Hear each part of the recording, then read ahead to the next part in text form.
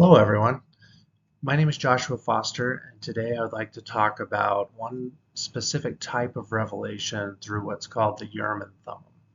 Um, this is most famously in recent times used because Joseph Smith, the prophet, used it, and a lot of people are not familiar with it, and it just seems like kind of an odd thing to them.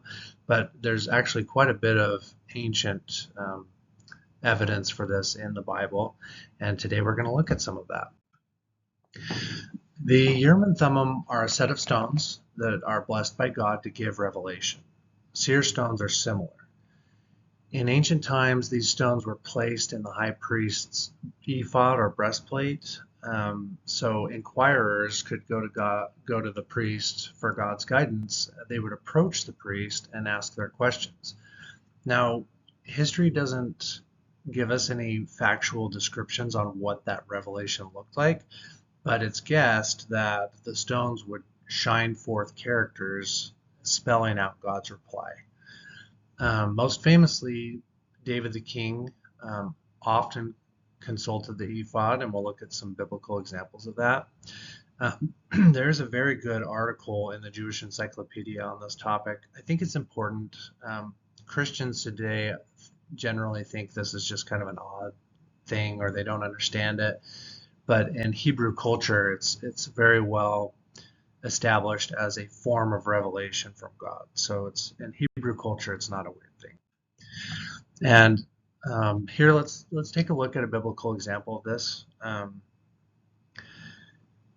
And before I get to the scripture, I do think it's important in the article in the Jewish Encyclopedia, they speculate that the stones only gave yes or no responses.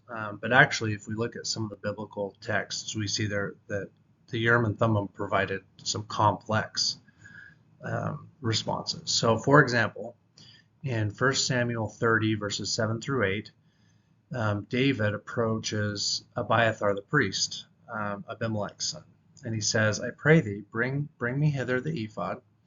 And Abiathar brought thither the ephod to David, and David inquired of the Lord, saying, "Shall I pursue of this troop? Shall I overtake them?" He answered him, "Pursue, for thou shalt overtake them, and without fail recover all." So here we see that the ephod, or the Urim and Thummim on the ephod, did convey very complex revelation. So that's kind of a fun one.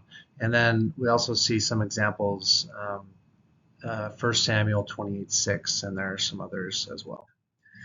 An additional note we should make on this, while tools of revelation may seem strange to many, in fact, many Christians call things like this witchcraft today, but they're found all throughout the Bible. So that's kind of ironic, I think. God used other external means of revealing truth to man. One very famous example is in the New Testament. They used lots to determine who the replacement for Judas would be, and let's take a look at that.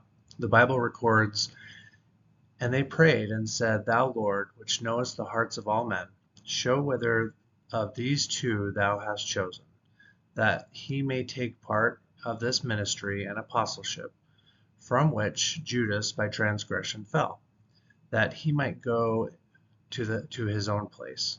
And they gave forth their lots, and the lot fell upon Matthias, and he was numbered with the 11 apostles." And that's found in Acts 1:24 through 26.